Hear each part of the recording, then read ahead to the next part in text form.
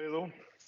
Bueno, estimada audiencia, pues bienvenidos todos a esta conferencia para que continuemos con las actividades de la Semana Mundial del Cerebro 2021 que el Instituto de Investigaciones Cerebrales de la Universidad Veracruzana ha organizado ahora en esta modalidad virtual. Pues tengo el enorme gusto de presentar ante ustedes al doctor Miguel Rogelio del Ángel Pérez Pouchoulén, ese es su nombre completo, quien está conectado con nosotros desde su actual sitio de trabajo en el Departamento de Farmacología de la Facultad de Medicina de la Universidad de Maryland, en Baltimore, Estados Unidos. Y él se conecta aquí con nosotros para hablarnos sobre los virus en el cerebro, chiquitos pero revoltosos.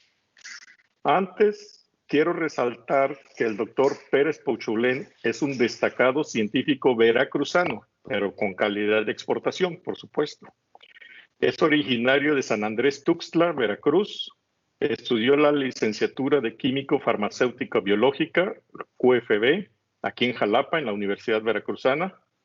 Posteriormente hizo su maestría y doctorado en neuroetología, también aquí en la UV, en el Instituto de Neuroetología, ambos finalizados con mención honorífica.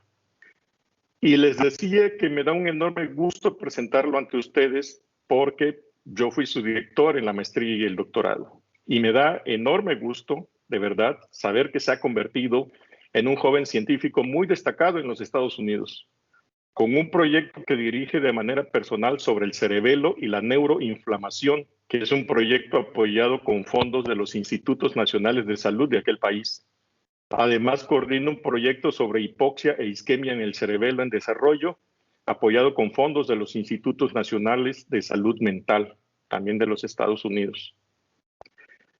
Después de concluir su doctorado aquí en Jalapa, Miguel se fue a los Estados Unidos a hacer una estancia postdoctoral en la Universidad de Maryland, luego otra en el Instituto Tecnológico de Virginia y posteriormente regresó a la Universidad de Maryland, desde donde lo escucharemos en este momento.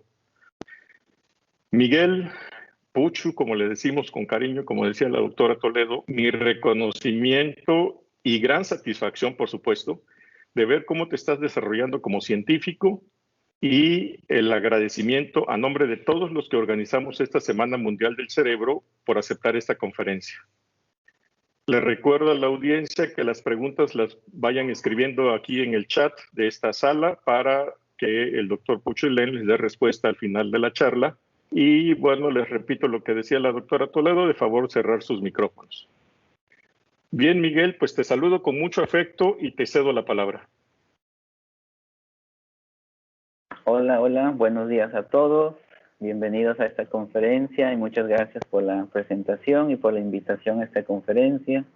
Es para mí un gusto enorme participar ahora como ponente. Hace algunos años participaba como estudiante y staff y siempre fue una semana muy emotiva, muy buena de transmitir y divulgar la ciencia más allá de las paredes de los laboratorios en los que trabajamos, ¿no? Entonces vamos a empezar. Quisiera preguntar, ¿pueden ver la presentación en este momento? Sí, se ve. Correcto. Perfecto, muy bien. Bueno, el título de esta charla es Los virus en el cerebro, chiquitos pero revoltosos.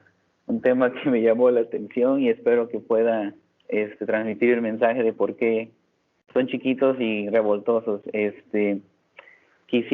Quiero mencionar que, a ver, déjenme que pase. Ok. Esta plática está dividida en 4 secciones. Voy a hablar de manera general acerca de los virus. Después vamos a continuar con información relevante acerca del cerebro, el cerebro humano y el cerebro de la rata, que es el modelo animal que actualmente trabajo. Vamos a hablar un poquito de la inflamación y el cerebro. Y finalmente, la parte más importante de la plática será la infección viral en el cerebro. Y en esta sección voy a presentar datos de la actual investigación en la que estoy participando en el laboratorio donde estoy con la doctora Margaret McCarthy, aquí en el Departamento de Farmacología en la Universidad de Maryland. Antes de empezar con la presentación o la información de la presentación, quiero mencionar que una idea que se me ocurrió hacer para esta presentación era acerca de hablar del coronavirus y el cerebro, pero la verdad no vamos a hablar mucho de eso, al menos no durante la presentación. Quizás las preguntas toquemos ese tema. Quiero mostrar otro aspecto de los virus, otro aspecto de cómo podemos utilizar los virus y sus consecuencias en la ciencia. Entonces, como es una plática de divulgación, consideré importante retomar este tema, y por eso al final voy a mostrar parte de los datos que hemos generado para que podamos tener un entendimiento más amplio acerca de los virus. Entonces, empezamos. Los virus son pequeñas moléculas, son estructuras, son agentes que van a contener un material genético cuya función, una vez entran al organismo, será infectar. Bueno, estos virus pueden ser clasificados basados en su tamaño, basados en su estructura y en su replicación, el tipo de replicación que tienen.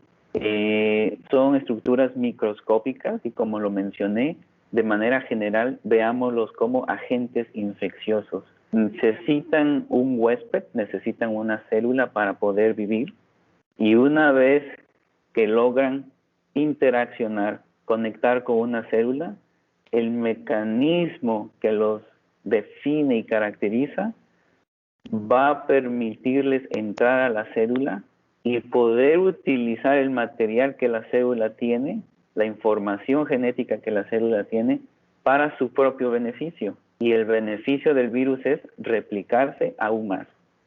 Cuando se llegan a niveles que ya el cuerpo no puede quizás mantener, es cuando entonces presentamos síntomas de infección. Entonces, es solamente una generalidad para que mantengamos esa perspectiva, porque será relevante para la parte de los datos que voy a mostrar en un momento. Bueno, ahora, cuando pasamos al cerebro humano, aquí quiero mencionar que esta para mí es una de las estructuras, es la estructura más maravillosa que puede existir en nuestro cuerpo. El cerebro nos permite percibir el mundo de la manera en que cada uno de nosotros lo percibe, y nos permite ver también las diferencias de esa percepción entre las personas que nos rodean, o con las personas que nos rodeamos, ¿no? El cerebro humano tiene, esta imagen que estoy mostrando aquí es un cerebro humano pero adulto. Yo me especializo en la estructura del cerebelo. Así fue como empecé ahora sí que mi carrera de neurociencias. En el laboratorio del doctor Jorge nos dedicamos a estudiar esta estructura del cerebelo, que es una estructura comúnmente asociada con la coordinación motora, con el balance motor, pero ya desde hace 20 años que yo recuerde acá, 15 años para acá, empezamos a conocer que el cerebelo tiene una participación más allá de únicamente o exclusivamente coordinar o controlar el movimiento. El cerebelo también tiene una participación en funciones como la memoria, el aprendizaje. Algunos trastornos del neurodesarrollo muestran alteraciones en esta región en particular. Algunos trastornos neurodegenerativos también muestran alteraciones en esta zona. Y para mencionar algunos ejemplos de los trastornos del neurodesarrollo que estoy un poco más familiarizado son el autismo, por ejemplo. Pero los trastornos neurodegenerativos como el Alzheimer también muestran alteraciones anatómicas y funcionales en esta región. Entonces, aquí es importante porque los datos que voy a presentar están relacionados con esta estructura.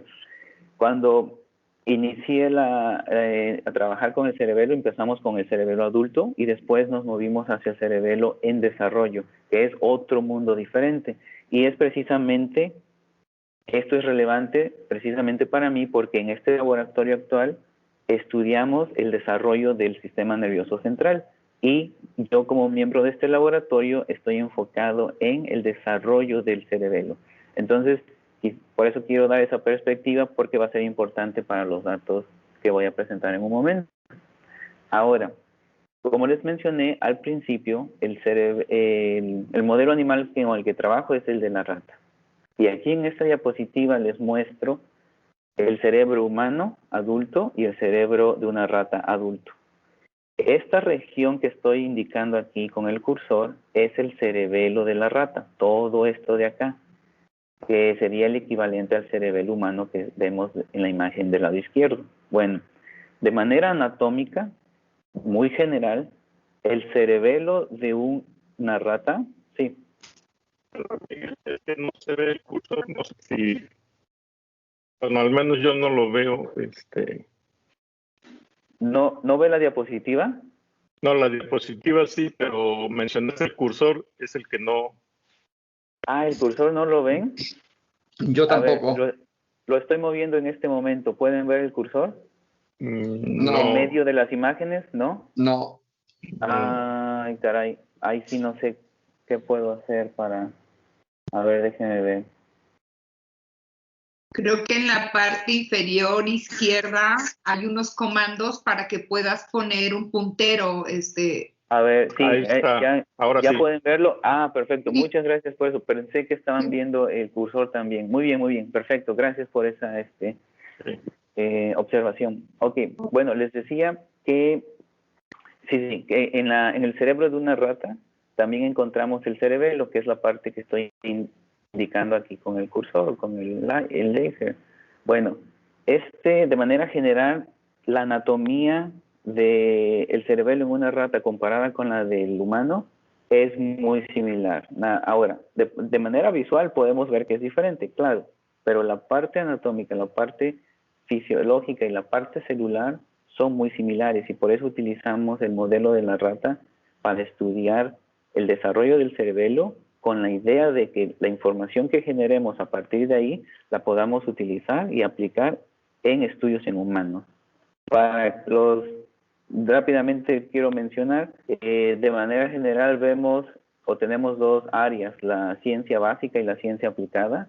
El área en la que yo estoy es la ciencia básica, en donde nos dedicamos a generar información nueva que pudiera ser utilizada en el futuro por aquellos científicos que se dedican al estudio en humanos, ¿no? Bueno, para datos, bueno, lo voy a mencionar más adelante, pero de manera general aquí les presento al cerebro de un humano y al cerebro de una rata. Ahora, pasamos a hablar un poco de la inflamación en el sistema nervioso central. La inflamación es un mecanismo de defensa. Cuando un agente infeccioso, ya sea un virus, ya sea una bacteria, o ya sea otra molécula u otro patógeno, entran al organismo, se va a generar una activación del sistema inmune. Esta activación del sistema inmune es muy compleja y la verdad, en este momento la forma en la que lo estoy imaginando y quizás les pueda ayudar a ustedes es como la erupción de un volcán. Es increíblemente intensa, pero muy organizada comparada con quizás la erupción de un volcán. Requiere muchísimas moléculas, requiere muchísimas vías, que son conocidas como vías de señalización, que prácticamente son formas de que nuestro cuerpo se comunica para decir, hey, hay algo que entró a nuestro organismo que no es parte de nosotros. Tenemos que reconocerlo y tenemos que neutralizarlo. Entonces es ahí cuando el sistema inmune va a activarse como un mecanismo de defensa para disminuir este tipo de agentes infecciosos. Como les mencionaba, involucra diferentes tipos de células y muchas moléculas inflamatorias. La verdad que este es un mundo enorme y aunque ya llevo algunos años estudiando esta área, aún sigo sintiendo que sé muy poco al respecto, la verdad. Una de las células que estudio aquí en el laboratorio es precisamente la célula llamada microglia.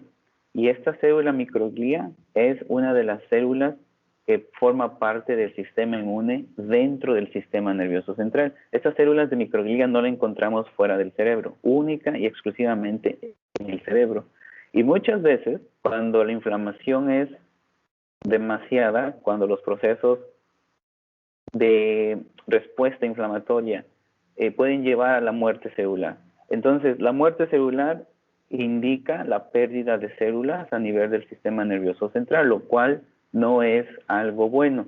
Ahora, quiero recalcar que un agente infeccioso puede provocar esta inflamación, pero también esta inflamación puede ser provocada por un accidente, por ejemplo, por un accidente mecánico, es decir, alguien que sufra alguna contusión, alguien que sufra alguna lesión física, va a ocasionar la inflamación. Entonces, también tenemos varias causas que van a llevarnos a la inflamación y que probablemente van a llevar al mismo resultado, que en este caso puede ser la muerte celular. Pero con la información que les voy a mostrar, veremos que antes de llegar a la muerte celular, pueden haber otras alteraciones que no requieren la pérdida de células, pero requieren quizás la alteración morfológica y fisiológica de algunas células, que es parte del mensaje que quiero transmitir hoy.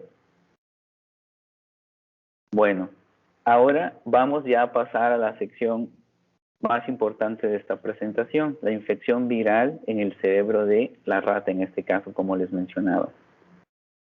Y para iniciar, quiero mencionarles acerca de este compuesto que se llama, acá en inglés le llamamos poly-IC. Este es un agente estimulante del sistema inmune y su función es simular una infección viral. Como les mencionaba hace un momento, no es un virus, no es una bacteria, pero es un agente que va a activar al sistema inmune de manera muy similar a un virus. En este caso, este compuesto en particular, poly-IC, tiene un sitio de acción que es un receptor que se le llama TLR3. Y este receptor es parte del sistema inmune y dentro de sus funciones principales está el reconocimiento de un agente infeccioso y la activación, por lo tanto, del sistema inmune.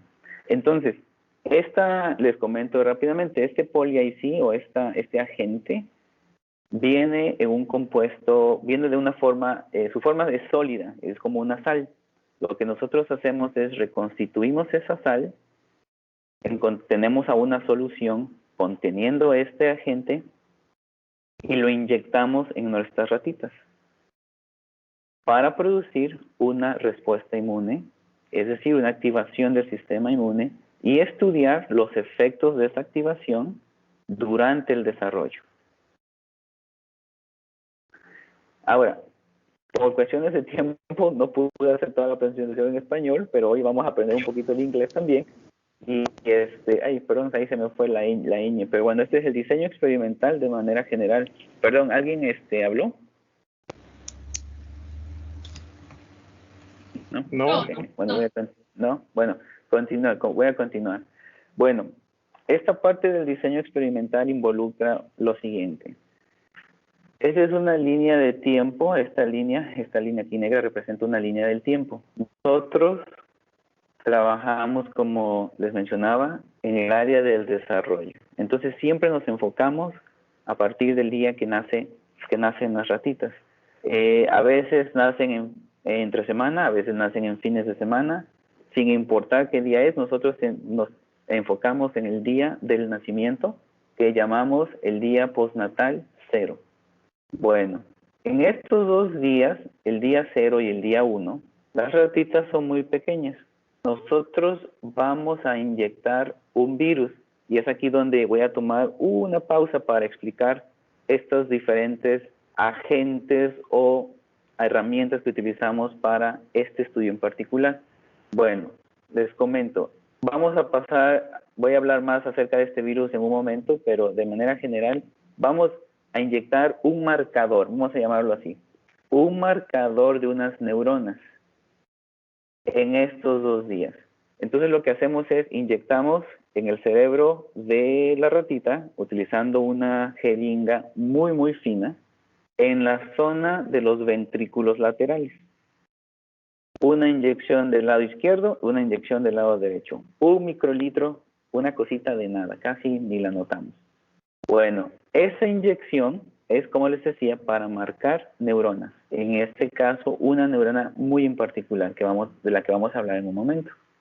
Bueno, Pasa el día 1, pasa el día 0, pasa el día 1 y dejamos que las ratitas sigan creciendo hasta que llega el día postnatal número 8. Este día nosotros vamos a inyectar de manera intraperitoneal, es decir, en la zona del abdomen de la ratita, vamos a inyectar ya sea una solución salina o vamos a inyectar el agente infeccioso del que les estaba yo hablando hace un momento, el poli-IC. Utilizamos machos y utilizamos hembras en este estudio. Una característica de nuestro laboratorio acá en el departamento de farmacología es que utilizamos hembras y machos para estudiar la reacción en machos y compararla con la reacción en hembras. Y poder entrar al área de las diferencias sexuales, que es muy importante en el área de las neurociencias, sobre todo cuando estamos estudiando trastornos que afectan diferentes a un género o a un sexo versus el otro. Les mencionaba yo hace unos minutos. Los trastornos de neurodesarrollo, por ejemplo, como el autismo, afectan más a los niños que a las niñas. Entonces, esta diferencia es, por eso es que estamos incluyendo animales de sexo masculino y femenino en este estudio para estudiar precisamente si los machos y las hembras están reaccionando similar o de manera diferente ante un agente infeccioso que nosotros estamos induciendo o inyectando de manera directa a ellos, ¿no? Entonces, el día 8 y el día 10, y ustedes se preguntarán por qué el día 8 y por qué el día 10. Bueno, durante esta etapa es la segunda semana del desarrollo, prácticamente postnatal del animal o de las ratitas. Hemos encontrado con estudios anteriores que este es un periodo muy importante para el desarrollo del cerebelo. Recuerden que ese es donde estoy especializado, en el cerebelo. Y este periodo crítico puede durar una semana.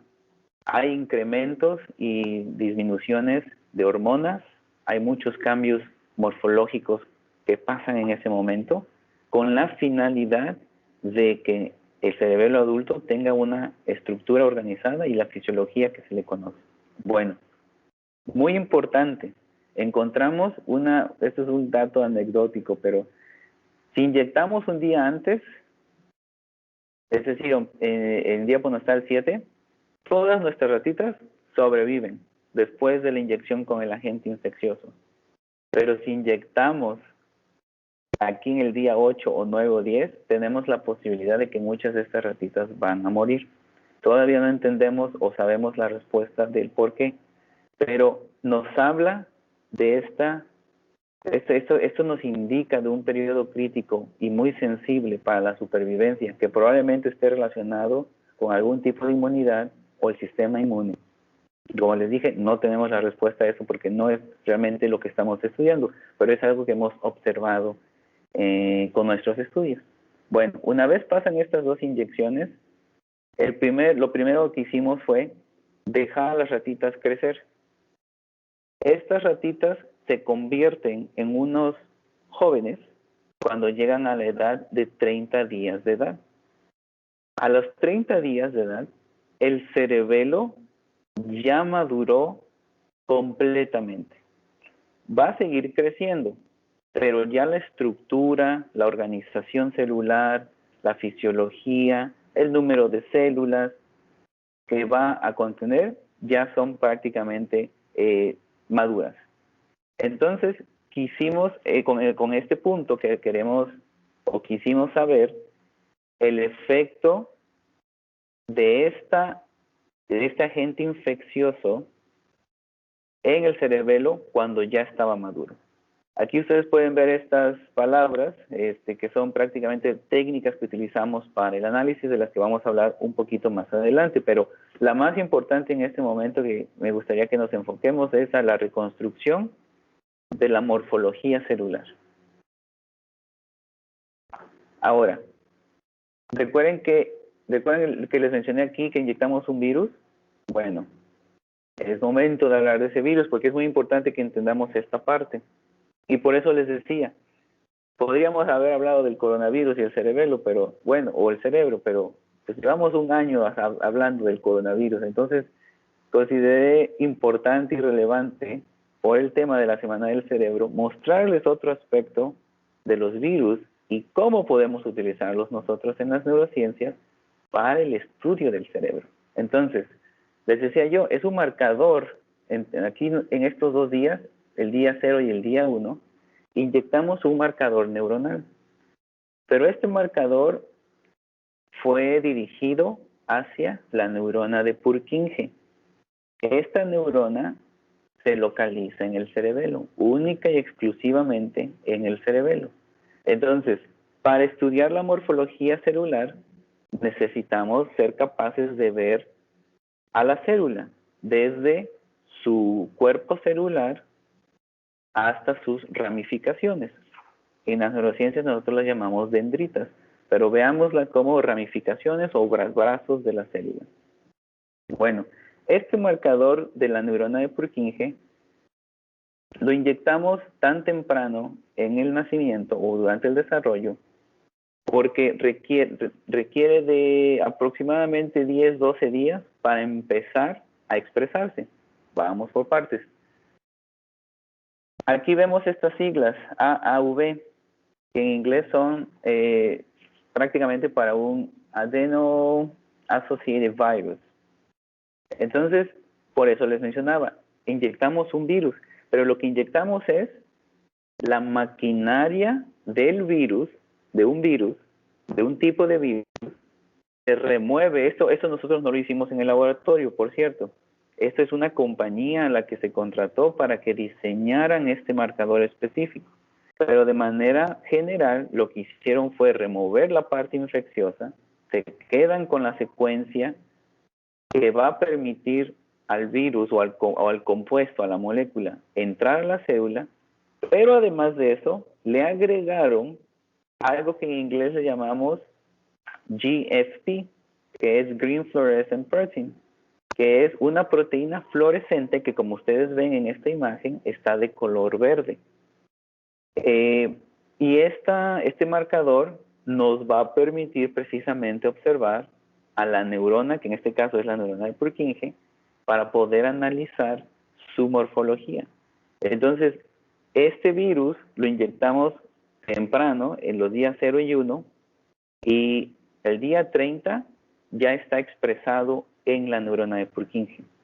Esta tecnología o esta herramienta se puede utilizar para otras células del sistema nervioso central, pero en este caso nos enfocamos, o le pedimos a la compañía que nuestra neurona de interés es la neurona de Purkinje. Entonces, como pueden ver, este es de hecho una fotografía o una imagen de una de las neuronas de nuestro laboratorio que utilizamos para hacer un análisis morfológico. Entonces, así es como se ven. Y después, voy a contar un poco más de la historia. Y bueno, definitivamente tenía yo que mostrarle estas imágenes porque son hermosas, al menos para mí.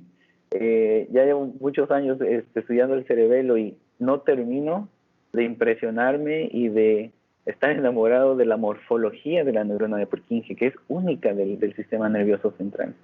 Entonces, aquí les muestro unas reconstrucciones de la neurona de Purkinje, que una vez se hace en un sistema que se llama NeuroLucy del sistema, también un sistema muy potente para identificar de manera muy particular y con una sensibilidad muy alta un marcador fluorescente, podemos de esto generar esto.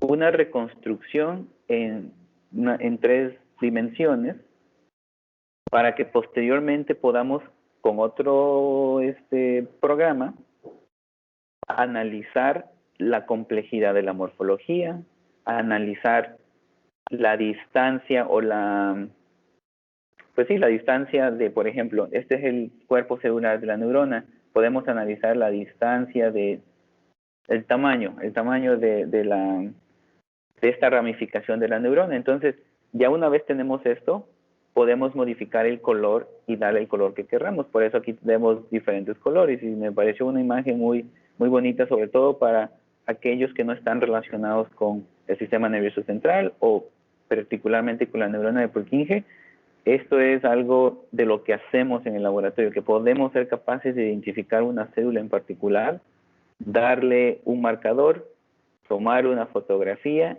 y preguntarle, a ver, el agente infeccioso que le di al organismo, ¿te cambió o no te cambió? Y si te cambió, ¿cómo te cambió?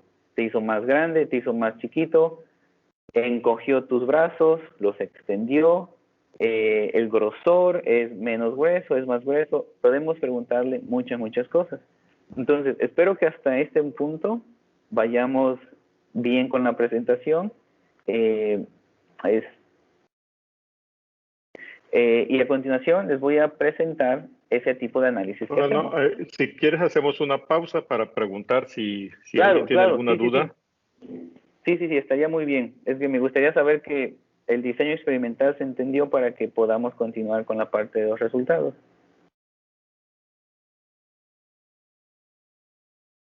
¿Nadie tiene alguna duda? Bueno, creo que no. Entonces, continuamos, Miguel. Ok, perfecto. Bueno, ya que le tomamos ya marcamos a la neurona, ya inyectamos el agente infeccioso, ahora vamos a tomarle una foto a la neurona y vamos a continuar con el análisis de la morfología de esa neurona. Y un tipo de análisis que utilizamos en el laboratorio se llama SHOT Analysis. Este análisis, como ustedes pueden ver, esta es nuestra reconstrucción en 3D, requiere, con el programa que utilizamos estos radios o estos círculos que ven aquí. Y el programa nos va a decir, o le vamos a pedir al programa que nos diga cuántas dendritas hay, cuántas ramificaciones o extensiones de la neurona hay, son el grosor de esas neuronas, la complejidad, es decir, si una extensión o uno de esos bracitos se hizo 2, se bifurcó, o se hizo 3, o tiene más extensiones alrededor, porque conforme la neurona de Purkinje se extiende, como pueden ver ustedes aquí, hay una mayor complejidad de esa distribución de los bracitos.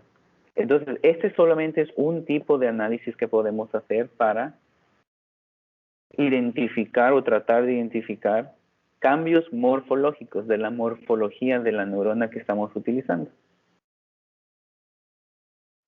Y esta es la parte, la verdad, más importante o más relevante de la plática, que me gustaría tomarme un tiempo aquí para transmitir el mensaje.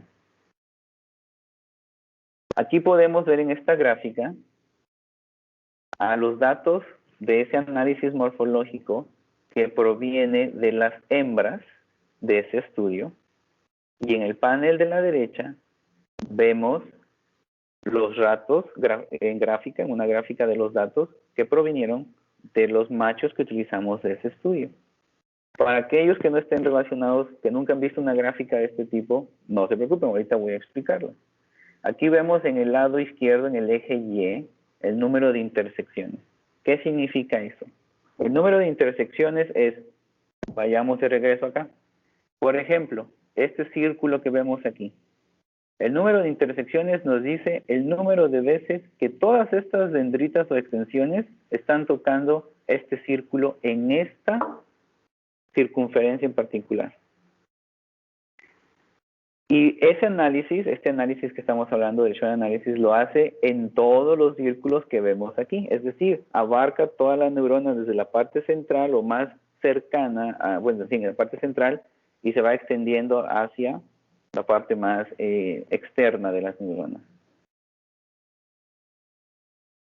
El mensaje de esta gráfica es, si ven estos símbolos aquí, estos asteriscos o el símbolo de más o lo que sea, pero estos símbolos, significa que ahí hubo un cambio significativo entre los animales que fueron inyectados simplemente con una solución salina, es decir, agua y sal, o aquellos que fueron inyectados con un agente infeccioso, el Poly-IC.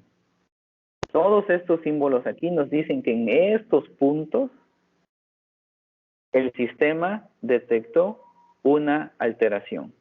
Y esta alteración podemos ver, por ejemplo, aquí son 10 micrómetros y nos extendimos hasta 280 micrómetros, es decir, de aquí, de este punto central, 280 micrómetros hasta acá. Lo cual, o sea, micrómetros, estamos hablando de una distancia muy, muy, muy pequeñita para nosotros, pero para la neurona es una distancia muy grande. Entonces, aquí mi pregunta es, ¿ven algún símbolo similar a estos en los datos que vienen de los machos? La respuesta es no. No vemos ningún símbolo. Lo cual significa que en los machos no hubo ningún cambio. Y esto podemos concluir que este agente infeccioso en este modelo que utilizamos, donde inyectamos el día 8 y el día 10, ocasionó una alteración de la complejidad de este árbol dendrítico, que aquí es como le llamamos, de los bracitos de la neurona, únicamente en hembras. Y esto para nosotros, la verdad que es un hallazgo muy significativo. ¿Por qué? Porque por lo general, empecé mi maestría con el doctor Jorge en el 2006. Y utilizamos machos y machos y machos. Pero cuando cambiamos al modelo de neurodesarrollo, utilizamos hembras y machos. Bueno, desde ya hace muchos años lo que quiero decir es, he estado siempre buscando si hay alguna diferencia entre machos y hembras a nivel del cerebelo. Su función, su estructura, el nivel celular, el tipo de células que tienen. Y son muy pocas esas diferencias que a nivel morfológico podemos encontrar o están descritas en la literatura. Cuando vemos un cerebelo de una hembra y un macho, así, a simple vista, realmente son lo mismo, no hay diferencias significativas. Pero de la forma en la que esta neurona en particular, la neurona de Purkinje, está reaccionando después de después de la activación del sistema inmune producida por un agente infeccioso muy particular que llamamos poly-IC, vemos que solo afecta a las hembras. Entonces, pues para mí este dato es muy relevante, muy importante, y pudiera ser la pauta para extender esta investigación hacia el área de la inmunología y las diferencias sexuales en el cerebelo durante el desarrollo, lo cual es algo nuevo para nosotros. Oye, Miguel, una pregunta. Sí. Y en esa etapa del desarrollo, ¿hay algunas diferencias hormonales, endócrinas, que... Sí, excelente pregunta. La respuesta es sí. De hecho, en estos 2 días, días postnatales 8 y 10, lo que hemos notado es una diferencia. Hay un incremento de los niveles de estradiol en el cerebelo. Y este incremento se da durante estos días, precisamente entre el día 7 y el día 12. El pico del incremento de estradiol, que es una hormona, como lo mencionaba el doctor, es una hormona, se da al día 10. Vamos a ver aquí. Aquí es donde se da el pico de la hormona de estradiol. Pero al parecer, a este momento, ese pico se da tanto en machos como en hembras. No encontramos una diferencia sexual como tal. Entonces, por supuesto, las hormonas, incluir a las hormonas agrega otro nivel de complejidad para la interpretación de esto, lo que significa a nivel del desarrollo. Pero sí, es un dato muy importante. Y después del día 10, lo que hace el estradiol es disminuir. Entonces, probablemente esté relacionado con este desarrollo morfológico de las neuronas que pertenecen al circuito del cerebelo. Ok. Ok, bueno. Hasta ahorita hemos hablado de un efecto hasta cierta forma crónico, vamos a llamarlo así. Es decir, inyectamos el día 0, inyectamos el día 1 con el marcador de la neurona, pero el agente infeccioso lo hicimos una semana después de que las ratas nacieron. Y analizamos su efecto 20 días después de la última inyección del agente infeccioso. Como les decía. Miguel, hay una pregunta del doctor Genaro Coria. Claro. Dice que si las hembras tratadas con testosterona siguen siendo susceptibles a ese cambio. Muy buena pregunta, y si me espero un minutito más, vamos a llegar a esa parte adelante. Suspenso. Muy bien.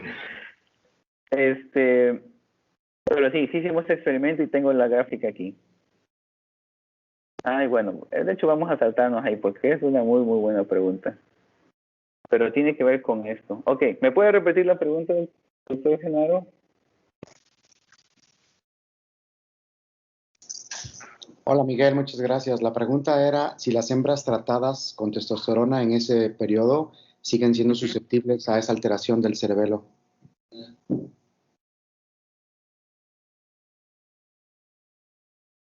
Sí.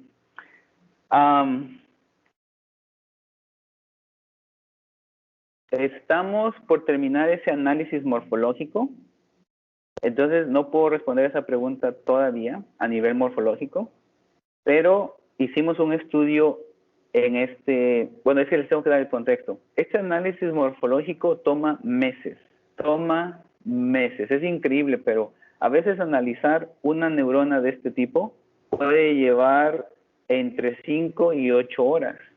Entonces, tarda meses. Mientras estábamos haciendo este análisis morfológico, hicimos otros experimentos que van a ayudarnos a responder esa pregunta, pero la respuesta es sí. Aquí estamos. Perdón, la respuesta es no. Bueno, y tiene que ver con este tipo de análisis. Ahora, a nivel de un día después, 24 horas de la última inyección, quisimos saber si algo estaba pasando durante estas 24 horas, porque por lo general una respuesta inflamatoria se va a dar rápidamente y lo vamos a poder ver durante los primeros 72 horas. Anécdota, cuando me inyectaron mi segunda vacuna para el COVID, durante las primeras 19 horas yo estuve como si nada, muy bien. Pero tan pronto llegó la hora 20, después de esa inyección, mi sistema inmunológico reaccionó a eso con fiebre, un poco de fiebre y mucho temblor. Entonces, son estos periodos de 3 días muy importantes para determinar o estudiar si hay algún tipo de cambio en algunas de las moléculas inflamatorias que pertenecen al sistema inmune y que podemos utilizar como marcadores de inflamación. Entonces, por eso nos dedicamos ahorita o nos enfocamos al día 11. Y en el día 11, utilizando una técnica que la verdad es nueva para mí, es muy cara, y prácticamente nosotros no hacemos nada más que colectar el tejido y dárselo a la compañía, encontramos que solo los machos expresaron en el cerebelo, y estamos hablando del vermis del cerebelo, que es la parte central de esa estructura del cerebelo, la parte central es el vermis, solo esta molécula fue encontrada en niveles muy altos en los machos que fueron tratados con Poly-IC. Nada más, ese gen de un panel de 220 genes que estudiamos, solo uno salió positivo y salió muy elevado. Bueno, quisimos comprobar con otra técnica que ahorita está muy de moda, la famosa técnica de PCR. Esto fue de real time, en el tiempo real, y encontramos que precisamente al día 11, por ejemplo, aquí en machos, tenemos de aquí, no, se me olvidó cambiar el orden, pero bueno, este es nuestro control. Encontramos que aquellos animalitos que fueron inyectados con el agente infeccioso una día después de la última inyección, tienen elevado el RNA para CCL5, lo cual nos ayuda o nos valida este estudio previo que no hicimos nosotros de manera metodológica. Nosotros solo colectamos la muestra, se la dimos a la compañía y ellos lo analizaron por nosotros. En nuestras manos, nosotros colectamos el tejido y hicimos el análisis de la PCR y encontramos que efectivamente este RNA de este gen se encontraba elevado solamente en machos, lo cual es una validación muy, muy importante por el resultado anterior que mostré. Y aquí va, esta es la información que tengo, doctor Genaro, para que pueda responder la pregunta que hizo hace unos minutos. Pero para eso tengo que explicar lo siguiente. Para estudiar las diferencias entre machos y hembras, podemos utilizar diversos modelos. Pero vámonos hacia la parte de gestión, a la parte embrionaria. Cuando se empieza a formar, cuando se concibe en este caso una rata, un ser humano, cualquier ser vivo, ¿cómo se dice? Por default, de manera estándar, todos vamos a empezar siendo hembras. Y el aumento de una hormona que se llama testosterona, en un periodo muy particular del desarrollo gestional, durante la gestión, va a determinar que ese cerebro se convierte en un cerebro de un macho. Bueno, esta característica nos permite a nosotros poder tratar a una hembrita a los días 0 y 1 con testosterona y producir un cerebro, que su cerebro sea muy similar al de un cerebro macho. Ahora, en algunas regiones, en algunas áreas, no es todo el cerebro necesariamente. Y a este proceso se le llama masculinización. Entonces, el doctor Coria acaba de preguntar, hembras tratadas con testosterona, es decir, que son muy similares a los machos, que no son tratados con testosterona, porque ellos de manera natural producen la testosterona. Si nos enfocamos aquí esta barra, esta es la barra de las hembras tratadas con testosterona, que están mostrando el incremento de ese RNA, de ese gen, similar al macho que no fue tratado con testosterona. Como pueden ver aquí, este es indicador de aceite, un aceite que utilizamos como un vehículo, un control, por decirlo así. Entonces, esas hembras que fueron tratadas con testosterona presentaron el mismo resultado a los machos que fueron tratados solamente con aceite, pero que ambos tienen el agente infeccioso. Esta parte es difícil, que quizás de entender para aquellos que no estén relacionados en este momento con las neurociencias, pero la verdad, el mensaje es machos y hembras pueden reaccionan de manera diferente ante un agente infeccioso a nivel del cerebelo durante un periodo crítico del desarrollo. Entonces, con esta información, me podría animar a decirle al doctor Genaro que probablemente vamos a encontrar que las hembras tratadas con testosterona no tienen ningún efecto morfológico comparado con los resultados previos. Pero estamos por terminar ese aspecto, esa parte del proyecto para poder validar ese estudio. Entonces, ya casi estamos por terminar la presentación y por eso la hice corta porque creo que van a haber muchas más preguntas, espero, pero todos estos datos que les mostré pertenecen a esta zona de en medio del cerebelo de la rata que se llama vermis. Ahora, estas estructuras de aquí pertenecen a los hemisferios cerebelares, el hemisferio izquierdo, el hemisferio cerebelar izquierdo y el hemisferio cerebelar derecho. Creo que una de las cosas que con las que me quedé durante mis estudios de posgrado en el laboratorio del doctor Jorge, es que el cerebelo, que es algunas personas se llaman el cerebro pequeñito, ¿no? O el cerebro chiquito. ¿Por qué? Porque el cerebelo es tan diverso, puede ser tan diverso, a pesar de que tiene el mismo número de células, a pesar del mismo tipo de células, pero su función puede ser muy, muy diferente. Entonces, algo que yo traje a este laboratorio fue, a ver, siempre decimos en el cerebelo, en el cerebelo, en el cerebelo, pero ¿qué parte del cerebelo? Entonces, por eso empezamos con la parte, una de las partes más conocidas por ser alteradas en los trastornos de neurodesarrollo y los trastornos neurodegenerativos, es el vermis, es esta parte de aquí. Cuando hablamos del desarrollo del cerebelo, quizás debía haber puesto una imagen aquí, pero se los voy a mostrar rápidamente. El vermis termina de desarrollarse después de los hemisferios cerebelares. Por lo tanto, ese periodo crítico parece ser que es un periodo crítico más para el vermis que para los hemisferios cerebelares, lo cual hace al hemisferio, al vermis más susceptible a alteraciones.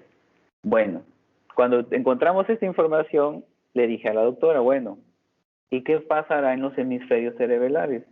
Porque también son parte del cerebelo. ¿Se comportará igual o no? Bueno, no tenemos ahorita, digamos que los recursos humanos y el tiempo para hacer el mismo estudio en los cerebelos cerebelares, pero hicimos uno que fue se llama NanoString, así se llama en inglés la técnica, que es prácticamente, vamos a tratar de identificar de un grupo de genes, que les decía, fueron 220 genes que nosotros seleccionamos de manera específica. De estos 220 genes, vamos a ver si alguno de estos genes, que están relacionados con el desarrollo, que están relacionados con la migración, con las diferencias sexuales, con el sistema inmunológico, etcétera, etcétera, se comportan o están reaccionando de manera igual en el vermis comparado con el hemisferio. Entonces, voy de regreso para recordarles, en este diagrama de Venn, que así le llamamos, recordemos esto, solo un gen. Un gen salió diferente y elevado. En el vermis. Ahora, ¿qué pasa en el hemisferio izquierdo? Esto es lo que pasa en el hemisferio izquierdo. Todos aquellos genes o los nombres que ven aquí en rojo fueron elevados, fueron encontrados elevados, y los que están en azul fueron encontrados disminuidos. Y miren aquí quién apareció. El mismo gen que vimos en el vermis, pero con un resultado opuesto. Mientras en el vermis el agente infeccioso provoca que esa molécula que es parte de, digamos que la respuesta inflamatoria, se va hacia arriba, en los hemisferios cerebelares se va hacia abajo. Entonces esto pues incrementa muchísimo más mi curiosidad por seguir explorando el cerebelo. Entonces, creo que el mensaje más importante que quiero transmitir el día de hoy con esta plática es la respuesta inflamatoria ocurre de manera diferente en machos y en hembras. Estos datos no están publicados todavía. Ya estamos trabajando en ese manuscrito y esperamos que su publicación en este año. Pero esto abre para mí un mundo de preguntas que ojalá tenga yo el tiempo de continuar explorando y respondiendo. Y por eso la relevancia en este año que tenemos todavía esta pandemia por el efecto de los virus en el cerebro. Y por eso también decidí presentarles esto. Otro aspecto realmente de los virus, la respuesta inflamatoria a consecuencia de un agente inflamatorio, un agente infeccioso, y cómo eso durante periodos críticos del desarrollo puede alterar nuestro cerebro y posiblemente la forma en la que funcione y posiblemente nuestra conducta. Que me imagino, eso va a ser otra pregunta quizás que el público tenga. Actualmente estamos analizando de manera conductual si esta respuesta o si con este modelo podemos ver alteraciones a nivel conductual que estén relacionadas con el control motor ahorita, por el momento, es el control motor. Entonces, si lo preguntan, ya me extiendo más en la respuesta, y si no, pues lo puedo comentar al final. Pero esto es prácticamente la presentación que les presenté que preparé para hoy para todos ustedes. Espero que haya sido claro con lo que expliqué. Sé que hay un poquito aquí de complejidad, pero quería mostrarles otro aspecto de cómo podemos utilizar nosotros los virus para nuestra conveniencia. Y los resultados quizás más recientes que tenemos en este laboratorio y como resultado de los experimentos y del proyecto en el que actualmente estoy participando, en el que espero que esto nos lleve a escribir otro proyecto que pueda ser financiado por los institutos de salud de este país. Y bueno, para finalizar, simplemente les muestro aquí la doctora Margaret McCarthy, que es mi actual, pues ahora sí que directora, por decirlo así, que gracias al doctor Jorge Manso, en el 2008 pude conocerla, y ahí empezó la colaboración, y ahí fue como se hizo ese vínculo para que yo pudiera venir a este país. Este hecho cambió mi vida definitivamente. De manera rápida les comento, tuve muchos problemas para venir a este país con mi visa, me la negaron 3 veces, pero finalmente seguí persistiendo, me la dieron, regresé, y eso cambió mi vida de manera positiva. La doctora Amanda Holly, que ha sido una gran colaboradora en este proyecto, actualmente hace 2 semanas terminó su trabajo aquí en el laboratorio, porque ya ahora se fue a la FDA de acá de Estados Unidos. Y bueno, todo este grupo de investigadores y estudiantes que son parte del grupo de aquí de la doctora Margaret McCarthy, que de alguna forma u otra siempre han estado al pendiente y ayudando a que los proyectos continúen. Les muestro esta imagen porque cuando yo estuve aquí hace algunos años, este no era el edificio donde estábamos enfrente, en un edificio súper viejito. Y ahora aquí había era un estacionamiento de autos, había aquí. Me tocó ver cómo lo derribaron y todo eso, y miren, ahora construyeron esto, y ahora que regresé, estamos aquí en el 9º piso, y actualmente estoy dando la conferencia desde este puntito por aquí. Entonces, muchísimas gracias por su tiempo, por su atención, sobre todo por la invitación, y bueno, continuemos a las partes de preguntas y respuestas, que espero que el público tenga muchas. Muchas gracias, Miguel. Pues muy bien, muy bonita tu presentación. Ya hay por aquí algunos comentarios. Ahorita te los voy leyendo, y le digo a la audiencia que si quieren hacer preguntas o comentarios, pues aquí en el chat. Bueno, okay. Una de ellas nos pone aquí la doctora Toledo que hay algunos niños escuchando la charla que son parte de una clase. Okay. Y uno de estos niños pregunta ¿por qué le inyectan sal a las neuronas? Supongo que por la gráfica, ¿no? Bueno, caray, esta es una pregunta que no me esperaba así. Déjenme pensar unos segunditos. Bueno, mira, lo que te puedo decir para... No, Miguel, que te interrumpo. Es que los niños son los mejores científicos que hay. Fíjate que coincido con eso. Gracias. Coincido con eso. Su curiosidad es impresionante, de verdad. Mira. Bueno, te mando las 2 preguntas consecutivas. Una, ¿por qué les inyectan sal? Y otra, ¿por qué les inyectan aceite? Perfecto, wow. Me encanta. Bueno, mira. En las neurociencias o en las ciencias tenemos que siempre tener un grupo de referencia, un grupo control, pero la sal la inyectamos como una solución, es decir, como un líquido, porque sabemos que nuestras neuronas y nuestras células necesitan de la sal para funcionar, pero esta sal no va a modificar su función de manera que haga que la neurona o la célula deje de funcionar o que funcione mal, por decirlo así. Entonces, simplemente le estamos dando parte de lo que ellos ya producen o usan para que funcionen de manera diferente.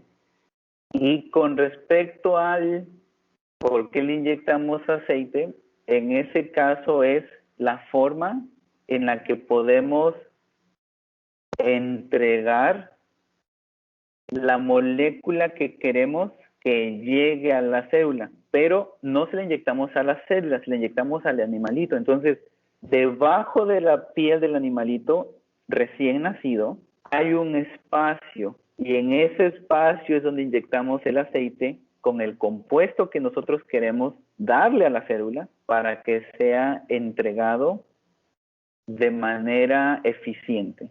Espero que las respuestas sean buenas para ellos.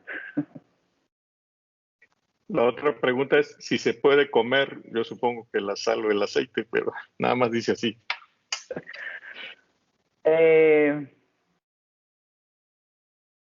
Pues sí se podrían comer, pero no es recomendable porque tienen un grado de, ¿cómo se le llama? De purificación, de pureza, un grado de pureza muy elevado y eso a veces puede de hecho afectarnos como humanos. Entonces no, nosotros nada de lo que utilizamos aquí en el laboratorio lo comemos o lo tomamos o nos los inyectamos o nada de eso, no. Muy bien. Y te comentan los niños que está muy bonito el cerebrito chiquito y sus células de colores. Muy bien, qué bueno que les gustó. Se las paso de nuevo por si quieren verla. Mira, estas células. Recuerden, se llaman células de Purkinje y son solamente células que viven en el cerebelo. Y qué bueno que les gustó. Son muy bonitas. Muy bien. Zuleima Hernández Briones dice, excelente charla, Miguel. Gracias por compartir el conocimiento. ¿Qué alteraciones conductuales has observado? Gracias, Zule. Gracias. Gusto en saludarte.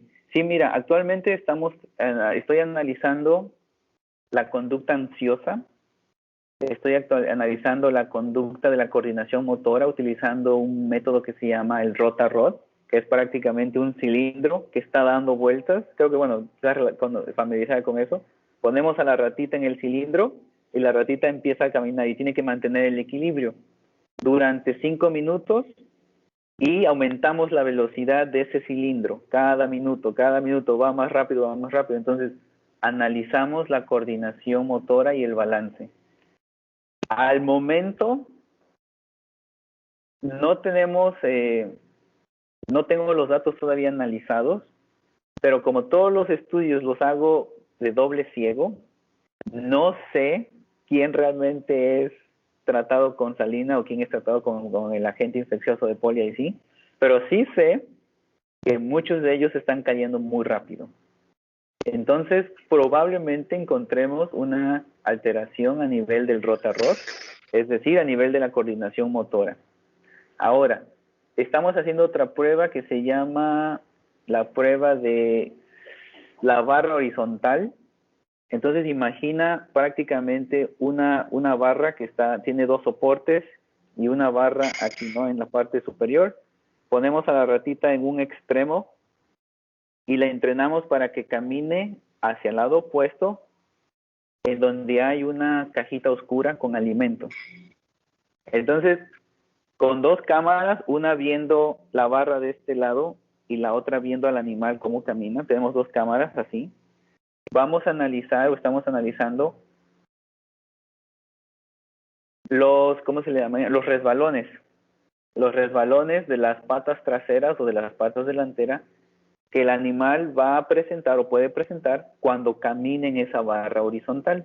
Eso también nos va a hablar de una coordinación motora y balance. Entonces, ahorita estamos enfocados en la parte motora, porque es la función más conocida y de las más importantes del cerebelo y sobre todo de la parte del vermis.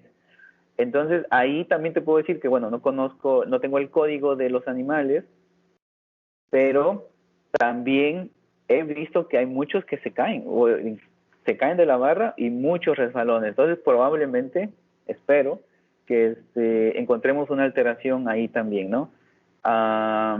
¿Qué más? También estamos utilizando el modelo de juego para ver si hay algún tipo de alteración, no solo motora, pero también de la forma en la que interactúa un animal con otro. La parte de ansiedad te decía con la prueba de Open Field, campo abierto. ¿Y qué otra estamos haciendo? Sí, y esta nueva prueba que encontré hace no mucho, que se trata de abrir una semilla de girasol. Entonces, la rata tiene que utilizar un movimiento muy fino y muy coordinado para sostener la semilla de girasol, y lo hace de una forma muy metodológica. Entonces, estamos midiendo el tiempo que la rata tarda desde el momento que toma una de las 4 semillas, pero realmente le ponemos 4 semillas de girasol. Entonces medimos el tiempo que la rata se toma en comerse las 4. Probablemente, si tienen problemas para para tomar la semilla de girasol, va a verse reflejado en ese tiempo, ¿no? Pero esa es una prueba nueva para mí, entonces, bueno, tampoco sé ahí el código, pero bueno, esperemos que también podamos obtener información relevante al respecto. Pero por el momento nos estamos enfocando en esa parte motora y agregamos la parte del juego, porque bueno, desde el momento que nacen hasta al día 60, tenemos todo este periodo para usar diferentes modelos. Entonces estamos tratando de optimizar los animales lo más que podemos. Muy bien. Iris Viridiana Solís Quiroga dice, excelente presentación, mi hijo quedó fascinado con las imágenes. Qué bueno. Yo también, imagínate, llevo haciendo esto ya muchos años y no termino de fascinarme con las imágenes. Nuestro cerebrín le da las gracias a los niños por los halagos y las preguntas. La doctora Toledo dice, un orgullo escuchar tu excelente charla, Miguel. El doctor Fausto, muchas felicidades, Miguel, muchos éxitos más. Te mando un gran saludo. La doctora Daisy Herrera, excelente charla, Miguel, te mando un enorme abrazo. Gracias. El maestro Roberto Antonio Uscanga Hernández, excelente ponencia, Miguel, saludos desde tu tierra natal. Roberto, saludos, QFB, colega. Dulce, muchas felicidades, doctor, todo muy interesante, me encantó. José Colorado, excelente presentación, muchas felicidades. Otra pregunta de los niños es, ¿cómo saben los nombres de las neuronas? ¿Quién las bautiza? Me encanta, wow, cosas que creo que nunca me pregunto yo mismo. Sí, mira, los nombres de las neuronas los conozco porque estos nombres se les han dado desde hace muchos años. Es decir, la persona que las descubrió primero, por lo general, va a utilizar su nombre o su apellido para darle un nombre a esa neurona. Pero alguno de esos nombres, para algunas neuronas, depende o está basado en la morfología de la neurona. Por ejemplo, las neuronas del hipocampo, una región del cerebro que está relacionada con la memoria, algunas de esas neuronas se llaman neuronas piramidales, porque cuando tú ves la morfología, tienen como un triángulo, entonces como semejan a una pirámide, entonces son neuronas piramidales. Entonces depende de la morfología, quizás de la función también, y de quién las descubrió primero. Entonces así es como se han ido nombrando las neuronas, y yo las sé porque, bueno, lo he encontrado en los libros que he estudiado y por las clases que tomé también. Aquí yo añado en esta lámina que está la neurona de Purkinje. Esta fue descubierta por una persona que se llamaba Jan Evangelista Purkinje. Purkinje era su apellido. Él las descubrió y entonces en honor a su descubrimiento fue que se le puso el nombre a las neuronas. Muy bien. Jennifer Núñez Arcos dice, qué interesante la forma en cómo utilizan los virus. Me surge la inquietud, ¿qué pasaría si se hiciera este mismo experimento en ratas a las que se les ha inducido un modelo autista? Felicidades por su presentación. Excelente pregunta. La respuesta no la sé, porque no he trabajado en este momento con un modelo autista, pero Precisamente, ese es el objetivo de generar nueva información. Esto que sabemos, ¿cómo lo podemos aplicar ahora a otros modelos que también están estudiando, en este caso, el desarrollo del cerebelo o la función de la neurona de Purkinje? Pero sería muy, muy interesante combinar ambos modelos y ver qué pasa, ¿no? Porque, si bien recuerdo, el Vermis presenta una disminución del número de Purkinje, de las neuronas de Purkinje, en niños con autismo o pacientes con autismo. Y eso también se ha demostrado en animales en modelos animales con ratas. Entonces, por supuesto, es una pregunta muy, muy relevante. Muy bien. El doctor Luis Isauro García, actual director del Instituto de Investigaciones Cerebrales, dice: muchas felicidades, Miguel, muy bonitos resultados y qué laboriosa técnica, un gusto saludarte. Igualmente, doctor Luis, saludos, gracias. La doctora Toledo dice: damos gracias a la maestra Janet por promocionar siempre la Semana del Cerebro e incentivar a los niños a asistir, aunque ella ya se jubiló. Pero aquí estamos con los niños. Bueno, ya no. Aquí llegó otro comentario. Excelente charla, doctor Miguel. ¿Nos podría contar acerca de la técnica de análisis de las intersecciones que los lleva a tardar hasta más de 8 horas? Sí, claro, por supuesto. Mira, empezamos, como les decía, inyectando ese virus para marcar a la neurona. Y ya cuando colectamos el cerebelo, tenemos que hacer secciones, tenemos que obtener secciones muy delgaditas.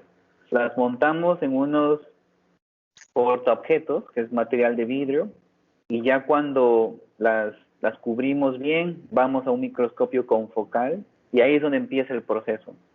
Dependiendo del microscopio confocal, te puedes tardar 20 minutos o te puedes tardar 1 hora tomándole una foto a una neurona.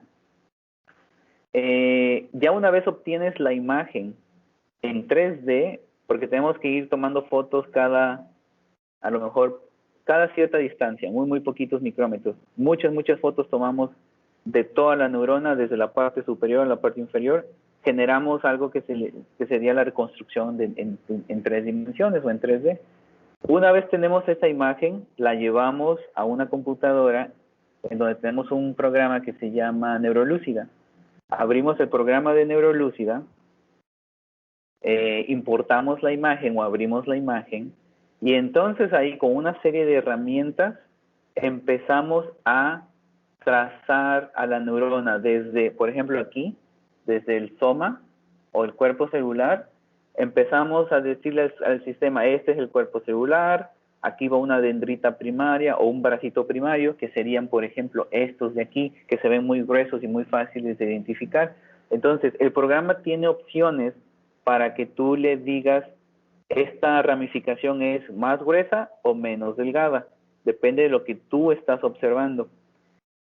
Una vez empiezas con las las dendritas o ramificaciones primarias, nos vamos a las ramificaciones secundarias, y así continuamos hasta que tenemos toda una imagen, la mejor imagen que podemos encontrar, que podemos hacer de la imagen que estamos viendo. Ahora ya la tenemos digital, pero en 3ª dimensión, hecha en este programa.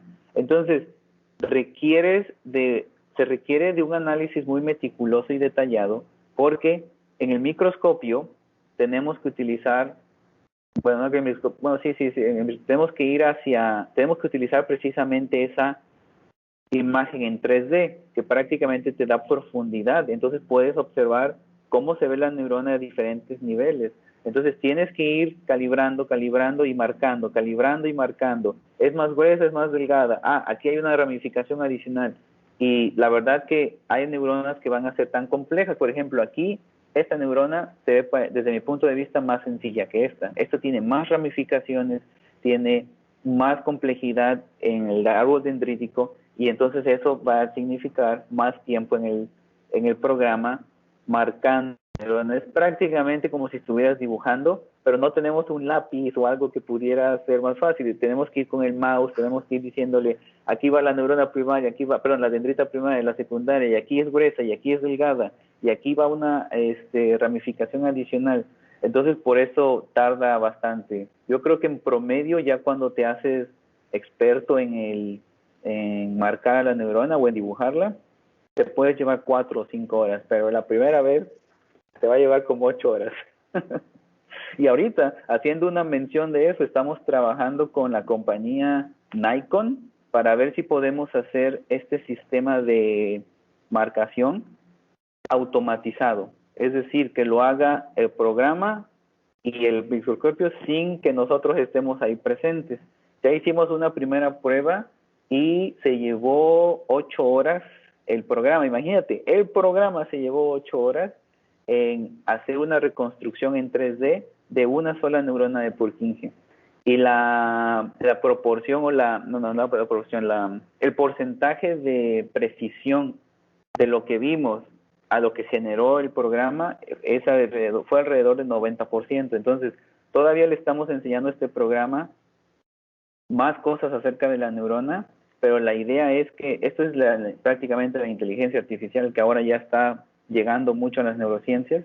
La idea es que se haga este marcador de manera automática. Entonces, lo dejamos en la noche, le indicamos y decimos, marca aquí, marca acá, y mañana en la mañana, el día siguiente, ya encontraría yo los resultados. O sea, entonces, probablemente sea una tecnología que se adquiera en el laboratorio, o al menos en el departamento, pero estamos todavía lejos de que eso pase, pero al menos ya estamos dando los primeros pasos para hacer de esto quizás hasta más preciso y más eficiente, ¿no? Muy bien, hay otra pregunta de Salvador Sánchez Mendizábal. Dice, doctor, muchas felicidades. ¿Creen que en la vida adulta de las ratas inyectadas con el virus haya cambios en la conducta sexual? Interesante pregunta. Es probable. Si es probable encontrar para mí una alteración a nivel conductual, sobre todo por la alteración que estamos encontrando aquí. Ahora, recordemos que la alteración morfológica la encontramos ahorita en hembras. Entonces, tendría que enfocarse uno hacia el modelo de conducta sexual de hembra.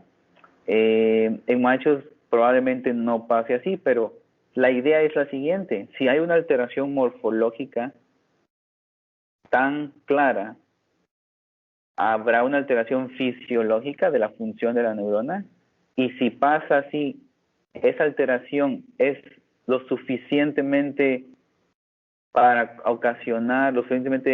fuerte para ocasionar una alteración conductual, probablemente. O sea, de verdad que se tiene que continuar explorando esto a nivel conductual, pero bueno, ahorita empezamos con la parte morfológica, estamos agregando la parte conductual.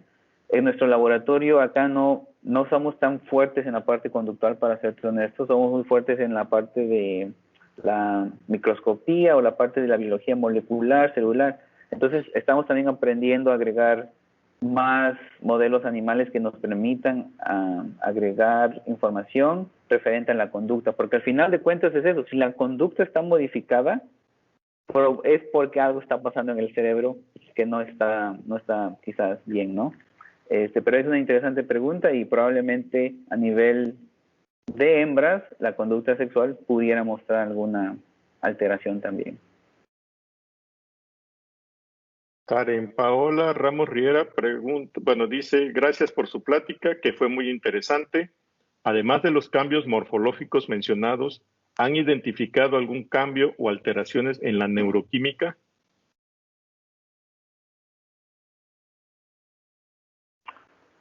Sí, la respuesta es sí. No tengo esos datos porque esos datos los generó la doctora Amanda. Pero si bien recuerdo, algunos marcadores de la inflamación, creo que ella analizó TNF-alfa, la interleucina 1 beta, y hay otros. Hizo un panel, no lo recuerdo en este momento, pero sí encontró marcadores de inflamación alterados después de este modelo, lo cual valida la respuesta inflamatoria producida por el agente, porque lo estamos observando en moléculas que están relacionadas a una respuesta inmune. Disculpa que no tengo en este momento los nombres particulares de todas las moléculas que ella analizó, pero sí, la neuroquímica se ve alterada en el cerebelo, porque pasó en el vermis, precisamente. La doctora Marilena Hernández Aguilar dice, muchas felicidades Miguel, buena charla y trabajo y un gusto volver a saludarte. Igualmente, doctora, gracias. Dulce pregunta, ¿quién es más débil, hembras o machos en ratas? Para este modelo, parece ser que la hembra es más susceptible a cambios producidos por un agente inflamatorio. Muy bien. La doctora Rebeca Toledo dice, tus resultados son gran ejemplo de lo que significa invertir en ciencia, tanto a nivel de recursos humanos como tecnológicos. La verdad que sí, doctora, coincido con usted. No sé si hay algún otro comentario, ya no ha llegado ningún otro.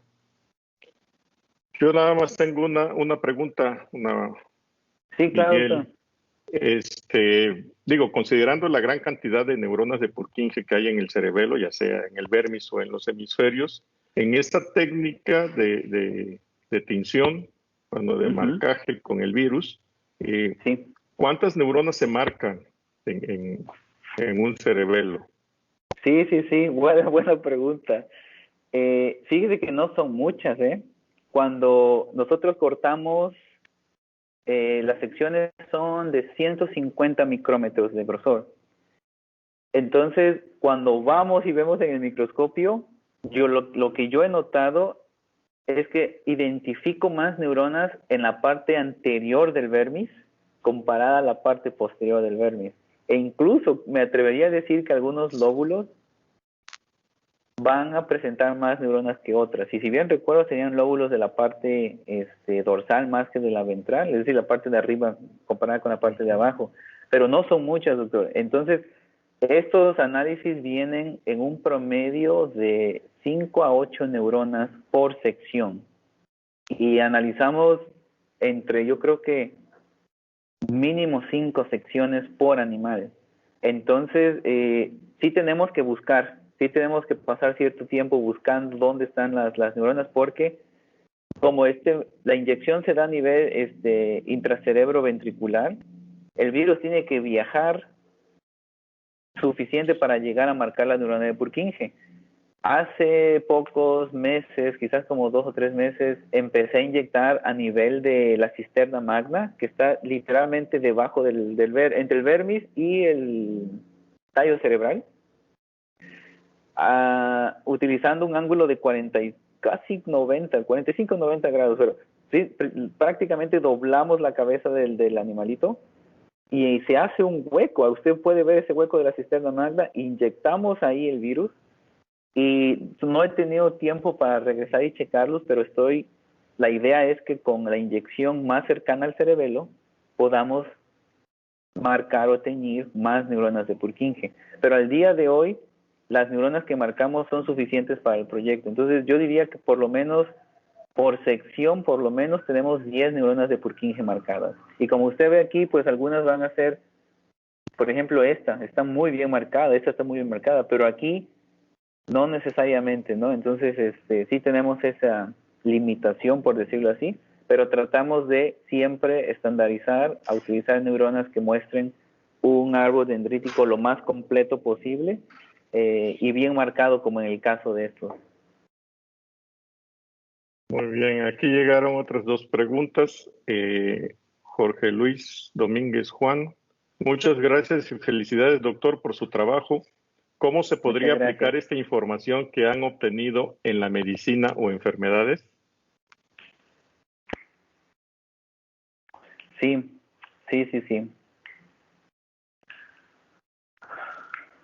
Bueno, para empezar, creo que esta, como mencioné durante la plática, esta es investigación básica.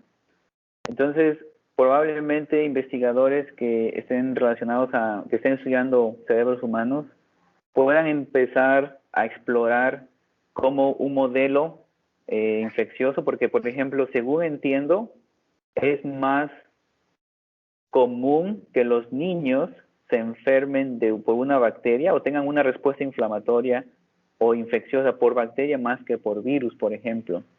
Entonces, habría que empezar también a comparar. Tenemos también un modelo que le llamamos LPS, es una proteína lipopolisacárida, que también produce una respuesta inmune, también produce una respuesta inflamatoria, pero los mecanismos son diferentes. Entonces, nosotros ahorita estamos con el Poly-IC porque la supervivencia de los animales es mayor. Cuando inyectamos a esta edad con el LPS, como les decía, él viene de una bacteria comparado con el Poly-IC, que es virus, los animales tienden a morirse en cantidades muy elevadas. Entonces, no estamos explorando por el momento ya ese modelo, pero iniciamos. Entonces, creo que nos da esta investigación la pauta para explorar, o bueno, para los que se dedican a trabajar con humanos, explorar potenciales diferencias entre una respuesta inflamatoria que viene de un virus a una bacteria. Y probablemente actualmente con la situación de la pandemia haya oportunidades para financiamiento, porque la verdad yo no conozco mucho de esa literatura ahorita a nivel de humano, pero definitivamente creo que esto es relevante para dar una pauta y continuar con la parte clínica. En la parte de la medicina, creo que para el área en la que yo me enfocaría sería con los niños, se enferman muy comúnmente, y como les decía yo, creo que si entiendo bien, la infección más común proviene de bacterias, ¿no? Entonces creo que por ahí es donde sería una área en la que al menos yo pensaría sería relevante para el estudio de la medicina y el estudio clínico en humanos. Muy bien, aquí hay otras dos preguntas más y yo creo que con esto ya vamos cerrando. Osvaldo Torres Pineda dice, desconozco, pero esta susceptibilidad por parte de las ratas hembras coincide con los casos de infección viral que sucede en humanos, es decir, que se vea una mayor afectación en mujeres. Me estás preguntando, pero yo pensé que me estaba diciendo. No lo sé. La respuesta es que no sé la respuesta a esa pregunta. Como les decía, no estoy tan familiarizado en este momento con la literatura en humanos. Estos resultados son relativamente recientes y estamos tratando de navegar la mejor forma para poder precisamente quizás hasta colaborar con otros grupos que puedan utilizar esto, pero la verdad no lo sé si habría alguna susceptibilidad mayor en mujeres que en hombres, sobre todo adultos. Muy bien. Y otra más de Jennifer Núñez Arcos dice, ¿los altos niveles de estradiol en el día 10 tendrán alguna relación con la muerte de las ratas si se les inyecta el virus en esta etapa? Gracias por la charla. No, yo creo que no. Yo creo que no es así. Los niveles altos de estradiol, de hecho, están relacionados con niveles de neuroplasticidad. Es decir, el cerebelo, en este caso la neurona de Purkinje, y otras neuronas alrededor van a producir estradiol para precisamente regular el crecimiento de esta neurona. Entonces, hasta donde se sabe, la función del estradiol al día 10 está relacionada con la capacidad de crecimiento de la neurona. Quizá necesito aclarar algo. La inyección más mortal o el día en donde se presenta la mortalidad más alta es el día 8. Si inyectamos el día 8, cuando inyectamos en el día 8, la verdad que siempre tenemos un porcentaje de muertes en estas ratitas. Pero aquellas que sobrevivan a esa inyección del día 8 van a sobrevivir la inyección del día 10. Entonces, creo que es realmente el periodo crítico alrededor del día 8. Hace 3 o 4 años, cuando estábamos trabajando con el modelo de LPS, encontramos lo mismo. Es este periodo del día entre 8 y 9 que parece ser muy importante para la supervivencia de la rata. El día 7 nadie se muere, el día 10 nadie se muere, pero el día 8 muchos ratitas se mueren. Entonces empecé a hacer una prueba hay una tinción o un marcador que se llama en inglés Stripe and Blue, que es un marcador de color azul que utilizamos para contar células. Lo que hice fue inyectar a la ratita en el abdomen con este colorante azul. La idea era que la barrera hematoencefálica probablemente estaba comprometida o se veía comprometida como una respuesta como respuesta al agente infeccioso, y que estaba filtrando cosas que no debería de filtrar y que por eso pudiera estar relacionado con la muerte. Entonces inyecté con este marcador, todas las ratitas parecían pitufos, la verdad, todas terminaron siendo azul, pero cuando abrí la cabeza, bueno, no, perdón, déjeme decir eso de una manera diferente, sonó un poco feo. Cuando logré observar el cerebro de las ratitas, no encontré ningún marcador de la tinción a nivel cerebral. Ahora, esto pasó cuando me estaba yo ya yendo al Instituto de Virginia, entonces no tuve tiempo para continuar con ese estudio, pero la idea era que la barrera hematoencefálica estaba comprometida y filtrando cosas que no debería. No pudimos comprobar esa hipótesis, pero tiene que ver, creo que alrededor del día 8 con esa susceptibilidad, más que con el día 10. Incluso con el día 8 el nivel de estradiol ya va hacia arriba. No creo que esté relacionado el estradiol con la muerte, sobre todo porque se inyectó a nivel del abdomen y el estradiol está siendo producido sobre todo a nivel del cerebelo en la neurona. Pero bueno, es una idea y en ciencia todo, creo que hasta que no se compruebe que no es así, es posible. Muy bien, bueno, pues Miguel, muchísimas gracias. Con esto ya damos por concluida esta sección de la Semana del Cerebro. Muchas gracias a todos los participantes y pues continuamos con las siguientes charlas que están programadas para los siguientes días. Gracias a todos, gracias Miguel. Sí. Un abrazo afectuoso. Gracias a todos por su tiempo y la atención y la invitación. Me dio mucho gusto verlos. Que tengan un excelente día.